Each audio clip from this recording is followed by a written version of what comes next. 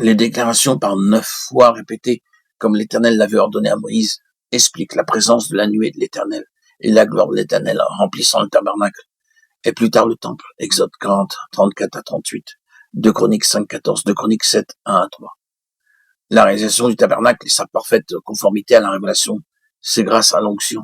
En effet, bien que ce soit des hommes comme Betsalel et Oholiab et d'autres qui aient exécuté les travaux, ils n'ont été que des vases. Leur habileté, leur intelligence et leur sagesse dont ils firent preuve procédaient de l'onction qui exclut et met l'homme entièrement de côté quant à toute initiative. Exode 31, 1 à 6, 35, 30 à 35. L'homme n'était en vérité pour rien dans ce qui avait été réalisé par plus qu'il ne le fut lors de la création, puisqu'il a été lui-même le produit du Créateur. Ainsi, nous le voyons, la gloire n'est jamais au commencement, mais toujours à la fin, quand tout a été réalisé en parfaite conformité avec le plan divin, et la révélation rendue effective par l'onction. Cela signifie pratiquement que tout a été subordonné au gouvernement des cieux et que tout est venu des cieux, tout est divin, tout est de Dieu.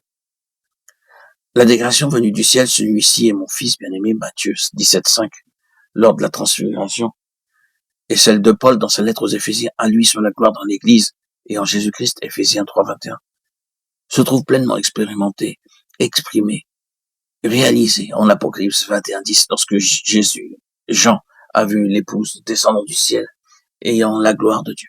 Dieu montre que finalement son but sera atteint et sa satisfaction paraître. C'est avec cette vision qui exprime sa propre nature qu'il travaille en ces jours.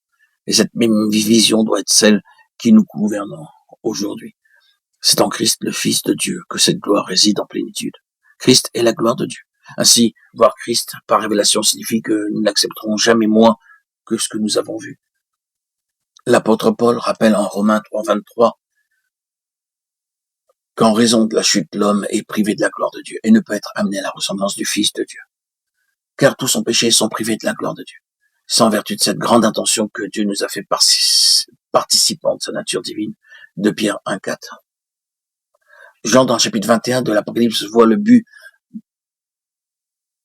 de Dieu atteint et Dieu lui donna, pour ainsi dire, d'enjamber les siècles en lui accordant la vision finale et grandiose de l'épouse de l'agneau, vision qui gouverne l'œuvre du Saint-Esprit chargé de constituer l'Église selon Christ.